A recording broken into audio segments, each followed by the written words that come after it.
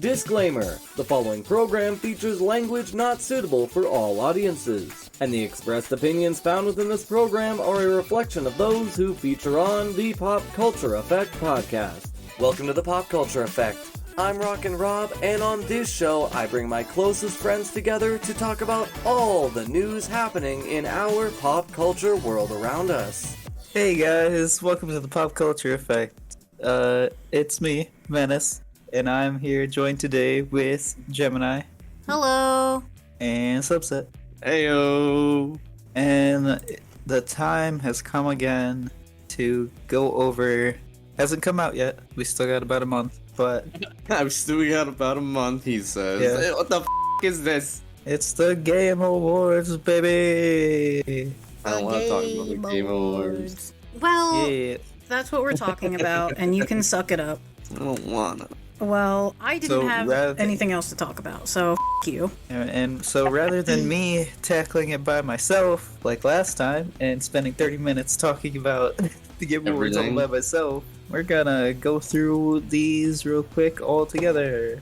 Like a team. Yes. I can really feel the enthusiasm in this atmosphere right now. I'm worried. For me, Why? I just don't know about a good chunk of these, because I was only really excited by 3 games this year, so...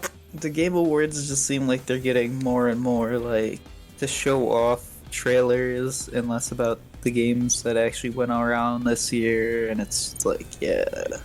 I just think it's silly, but did we want to start off in exact order, or did we want to just go with, like...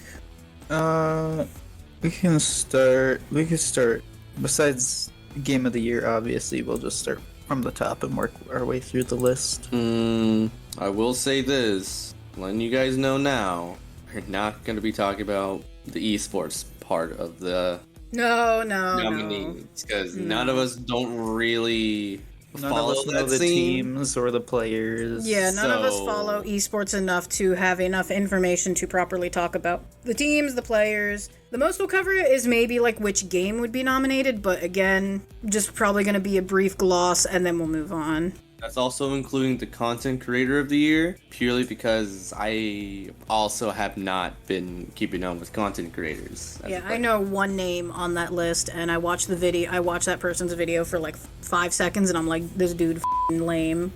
Won't give a name who. You but have that opinion for everybody. I do, Yes. because I'm very, very f***ing picky. I only like a small handful of creators, and that list gets smaller with every passing year because they stop creating. Or they come out to be a terrible human being. That doesn't really stop me sometimes. That's fair. Anyway, first category we got game direction, best game direction, and we got Astrobot, Balatro. Balatro? I don't know. I'm not sure about that one. Black Myth Wukong, my god. Elden Ring, Shadow of the Earth Tree. I'm letting this Which- know now as well. I feel like that should not be on there. That is a DLC. No, I completely. I am perfectly fine with it being for like these different categories, like best game direction and stuff like We'll that. discuss this later, yeah. Yeah, we'll discuss that later. We'll discuss it later, but Yes. we hold have on to your also Final- opinions and convictions because I think we'll all Yeah. agree. Yeah. We have Final Fantasy VII Rebirth and Metaphor Rephantasmo. Fantasio? Fantasio? Fantasio? I think it's Refantasio. I don't know. Yeah. It's like the Persona spiritual successor. Oh, I still haven't even beaten the 3rd remaster that came out. I don't play Persona. I know the jokes and the memes. That's about it. For best game direction, I would say either Astrobot, since it literally came off of the back of like an add-on to PlayStation that became a full-on family kids game, or Final Fantasy VII, because they've been doing a bunch of good stuff with that. But next, we are on to best game adaptation.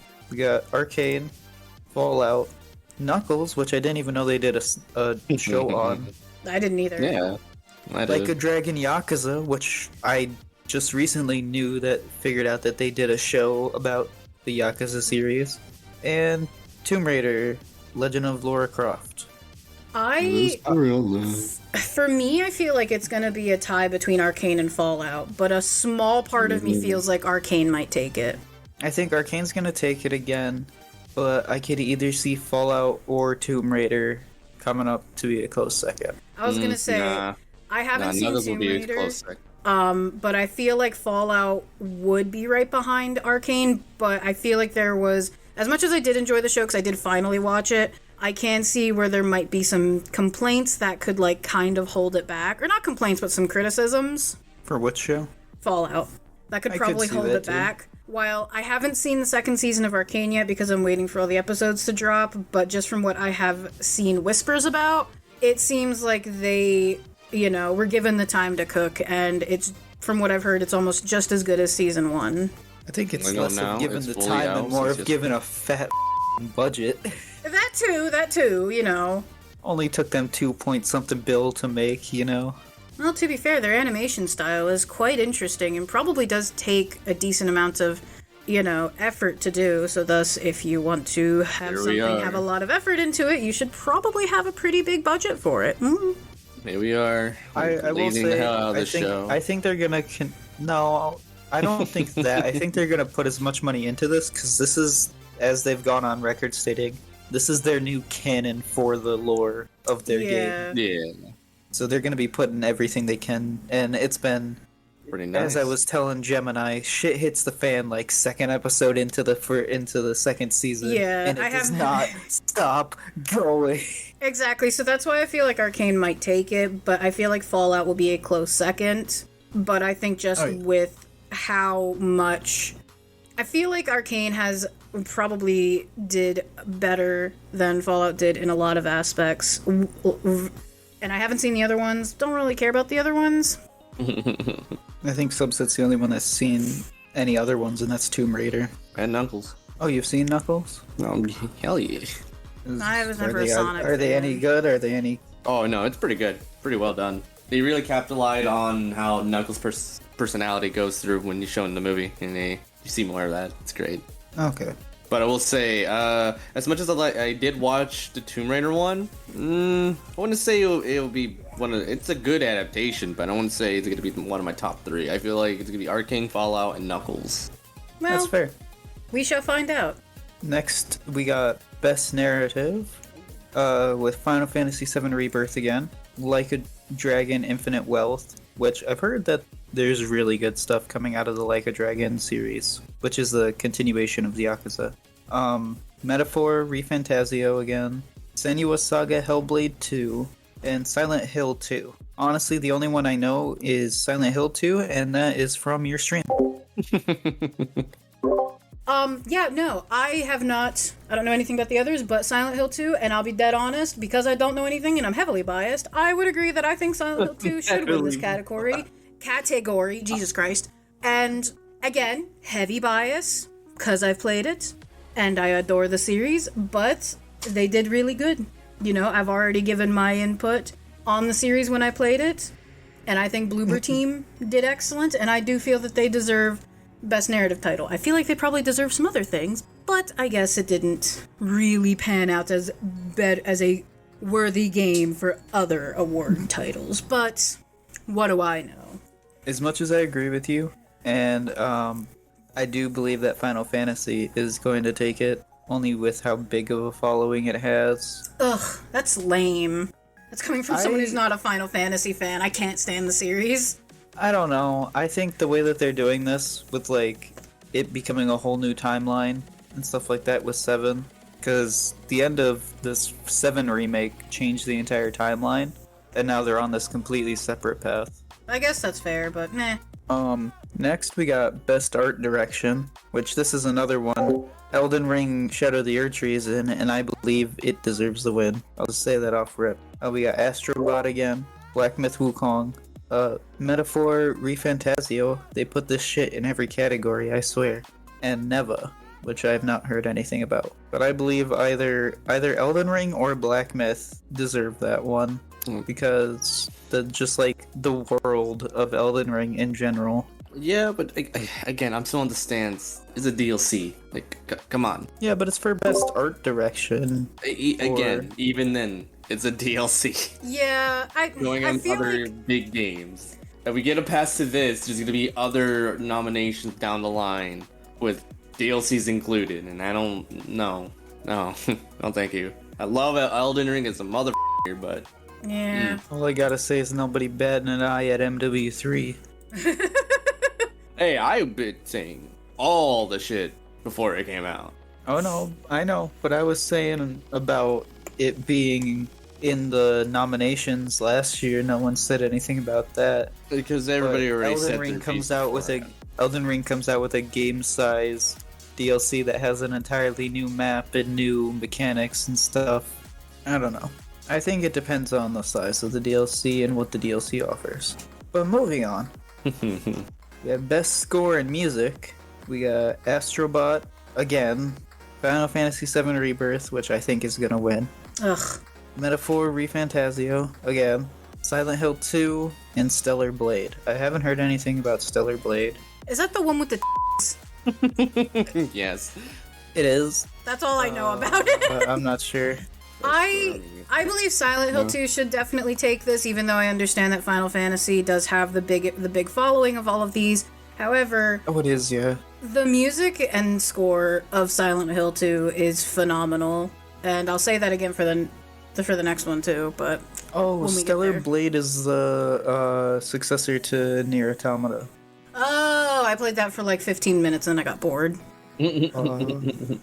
It's either a prequel or sequel, I can't remember. But yeah, good series. Anyway, I don't know. I think it's probably between... Oh, I can't even tell because Persona games got some slamming music too. Yeah, I was They gonna do. say, I'll like, admit, Atlas does kind of cook with their like music, but I'm biased, so I would hope to see Silent Hill 2. I don't know, but can you beat that Sephiroth? Sephiroth. Yes, I'll beat it with a stick. I'll beat that shit with a stick for all you know days. what? I'm leaning to Astrobot. You. All right, Mr. I'm not sure, because from what I heard, it's like a really family-friendly kids type puzzle platformer. Those don't tend to win very often unless it's a specific category. I'm holding out. You guys. But it is a Sony-specific baby, so it could have been like, a certain game that we've had the past couple years. Breath of the Wild. That is true. That is true. Hey, Yeah. calm yourself, sir. Calm. Hey, we all know that they got put on there because the Nintendas sent them money. Yeah. Anyway, next category. Best audio design. We got Astrobot again. Yeah. Call of Duty Black Ops 6. How? No. How? The Sorry. pew-pews sound realistic. I mean, to be fair, I won't say that because the music in the game is rockin'. Like, if you're into rock or metal type music, especially in the campaign, well, yeah, it's good, but the it's campaign not score is- amazing worthy for me. no, it's definitely not like Game of the best audio design. No, it's not. It shouldn't win any awards by any means. But I will we say also, this here, it's weird. Yeah. I don't know why. it is a weird choice. And there's a couple other ones that Black Ops 6 is in that is just, it's an odd choice. But we also got Final Fantasy VII Rebirth again, Senua's Saga Hellblade 2, and Silent Hill 2. I think if Silent Hill 2 doesn't win Best Score, it should win Best Audio Design because of how scary and eerie and gross the audio makes everything feel in that game. I don't know. Hellblade 2 may give Silent Hill a run of his money because it focuses on audio cues, visual stuff going on. That is true. Like from the gameplay that I have seen, it's pretty intense. So it's either between those two. I don't know about Final Fantasy. I haven't seen Rebirth yet personally. Oh my Money's on god. that one. You know what? Just to timestamp this video for you editing, Bobbert, yes, that is your brain. You're also a bitch. Hey man, it's okay, Bobber. It's okay. You check group. You guys will see. But anyway, next category, best More performance. enthusiasm, sir. Come on, man. More enthusiasm.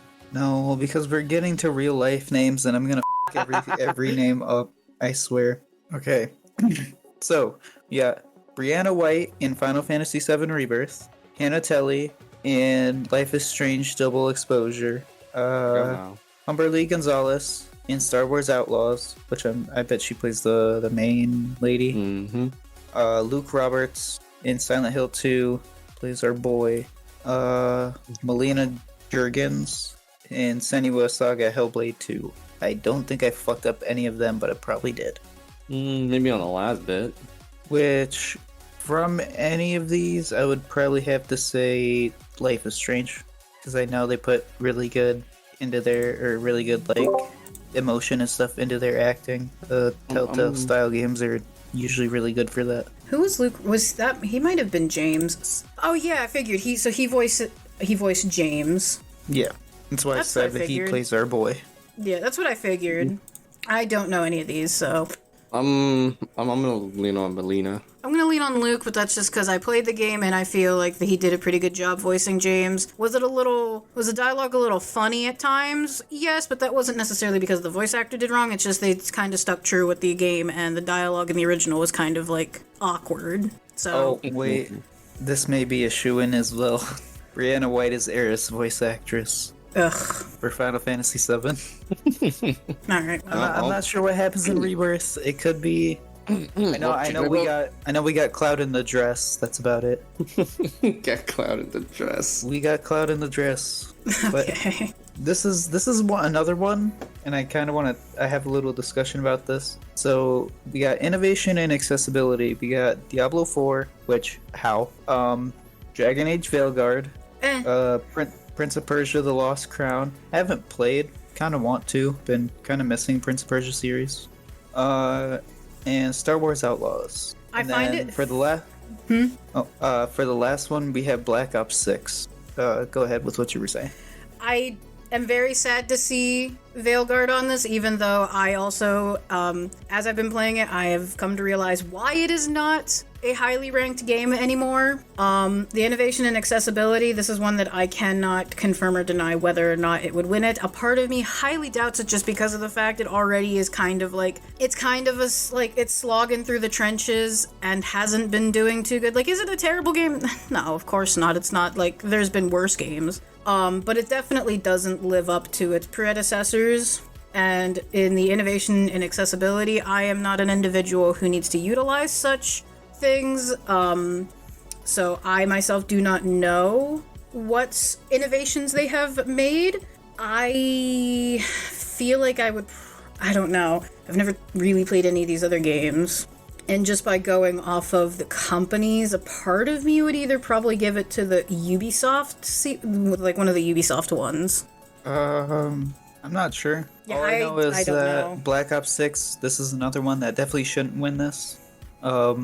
Actually, well, okay, I shouldn't say that, but I did want to bring up, there's this funny thing that happened when these originally got announced. One of the old devs that worked on Infinite Warfare started hate tweeting on Twitter to Call of Duty, saying how putting a arachnophobia filter for the little spider boys that are in zombies doesn't give you the right to win this award. Oof. And was like going off about specifically just the arachnophobia filter. When I will say they've added a lot just from this last Call of Duty into this one. Granted, they had 5 years to make this one. So, does it give them an edge on other Call of Duties? Definitely.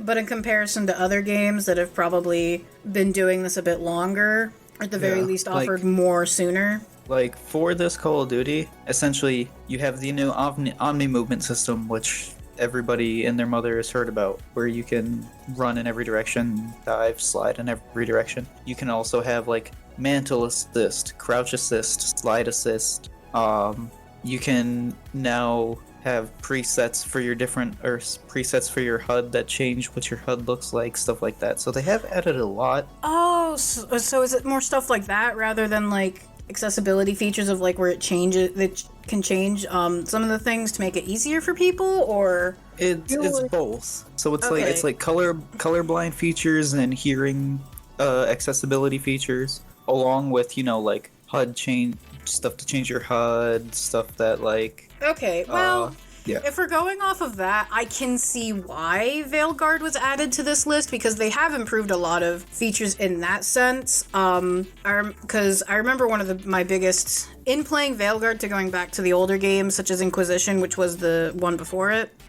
I do appreciate the fact that they did add a functioning dodge system now. They didn't have that in the other games. You could never dodge? No, there was no legitimate dodge feature. You just had to run and hope that they didn't just slide stick to you, because that did happen. Yeah. So they did add a legitimate dodge feature, which is nice, but I do feel like they kind of went backwards in other features, so that at least when it comes to that, like, I honestly don't think they made it as easily streamlined in comparison to how the other games were. It is a bit nice that you don't have to worry and balance all of your companions anymore with their health. It's just yourself. To some people, I think that was kind of a letdown because, it is an RPG, and that was like a key feature of a lot of RPGs, but I myself personally don't mind it. I'm a greedy bitch, and I kind of got frustrated when they'd use all my health potions. I mean, I would... I know in Inquisition, you could, set the number of potions that they could take from you. And I'd always set them to 1. Like, everybody gets 1. Yeah, I never fiddled with that. It's just they wouldn't use them once you got to 2 potions. So I'm like, these last 2 are mine, you greedy f***s. But they did improve a lot of things, but I think they also regressed in a lot. So, again, just based off of that and the fact I haven't really touched any of these other ones, I'm not too sure who would win this. And just for shits and giggles, I'll give it to Veilguard because it's the only one I've played, but I don't think it'll actually get it. I like how through these episodes you can totally tell our different tastes and how I'll try a little bit of everything that I see. Subset at least sees or watches a little bit of everything, and then Trent's like, I got my games. These are mine. I got 3 looks. That's it. And they're all an elf or a goblin or something of that nature. And dwarf. I know what you are. A goblin. A weeb. Yes. Hey, Snorbert's the biggest weeb of all of us. Homie was trying to learn Japanese from anime. And that's in the episode. So next category, we got games for impact. What does that mean? So it's like cultural games, games that have a hard-hitting story, that kind of stuff. So we got Indica. Isn't that a drug? That's a strand of, Hey. Yeah. Dream in Canada. Calm down. It is an herb. We have Neva, but I believe it's not spelled the same way, for one. And two, Well, yeah, I know it's not, but... It's I wanna say Indian style cultural game where you go through and get help from some of the spirits. If I'm thinking that maybe Neva that I'm actually thinking of. Oh no, I'm thinking of something else. Indica is about you are a nun and it's a religious style game. Okay. And it's kind of like a psychological thriller. Okay. We have Neva, which... Sorry, I'm looking these up real quick. Neva, you have Neva, which is like a 2D platformer. Sorry, I'm trying to get info on this, so it's not like... Because these keep popping up and we're like, yeah, we don't have anything on them.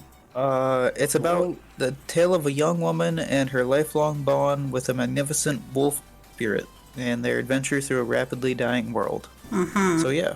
Then we got Life is Strange Double Exposure, which those normally have a hard story. I'm gonna say this now. I don't think this one's it. I heard that this one didn't really hold up to the other ones. For multiple reasons, but we're not gonna Which get into one? that. The new Life is Strange that came out this year. Oh. Yeah. I'm curious to know what you're talking about. So Life is Strange normally has like this really hard-hitting story, like, the ending of 1. Spoiler alert, you need to choose whether to have your friend die or have your entire town get killed. Especially after just going through this whole series of personal conflicts, life issues, past, dealing with your past, also dealing with the present, and worrying Dealing about the with a future. serial killer. Well, we didn't know about that until last episode. Still, she had to deal with that. But anyway, yeah. And this one, now she's straight up just trying to be crime detective. with her time powers. It seems like I've only seen the trailers and stuff. I see. Yeah, but anyway, moving on because we keep getting sidetracked. Senua Hellblade Saga 2 or Senua Saga Hellblade 2. My gosh, I can't speak right now. Also, the first one had a really good gripping story. I'm not sure about 2. Tales of Kenzera, Zhao. Don't know that one at all. And Closer the Distance, which I don't know that one at all either. But I don't know. I'd have to either say Senua Saga or maybe Neva, possibly. I'll give it to Senua's. Okay. Next we got Best Ongoing Game. First one, Destiny 2. No. As a player of that game, no, it shouldn't win. Diablo 4, Final Fantasy 14, Fortnite, and Helldivers 2. I think Helldivers should just win this just on the principle of it's been one game master running this entire thing. No. No? I love it. No. Why? Fortnite.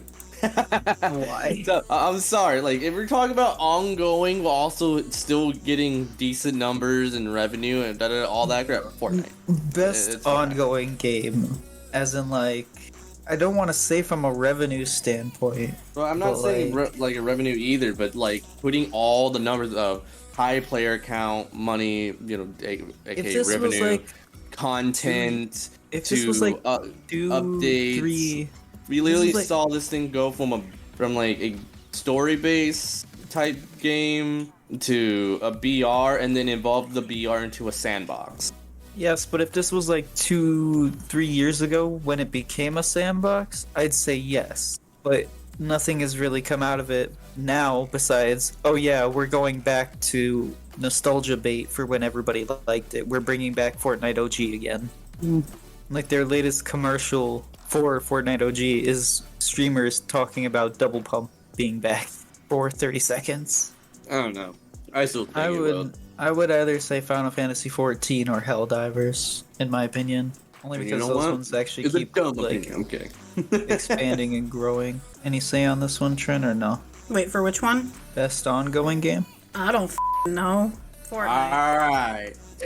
Now we're gonna get into some fun ones. That's community support. Baldur's Gate. I'm sorry. Baldur's Gate 3, Final Fantasy 14, Fortnite, Helldivers 2, or No Man's Sky. Baldur's Gate 3. Larian is the OG. But so what in this past year have they done to Baldur's Gate to give them best community support? I think the game came out this year, right? Game came out last year. It won Game of the Year for 2023. I believe their massive modding support that they've been working on. That's fair. Along with little other small thing that's just been growing. The constant updates for this year alone has made the game more. Yeah, once every couple of months they put out some pretty big updates. They'll do hot fixes here and there, but I think the biggest one is they have been still pretty transparent with their roadmap for future updates and all of that.